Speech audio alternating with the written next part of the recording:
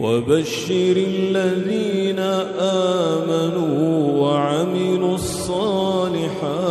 أن لهم جنات تجري من تحتها الأنهار كلما رزقوا منها من ثمرة رزقا قالوا هذا الذي رزقنا من قبل وأتوا به متشابها ولهم فيها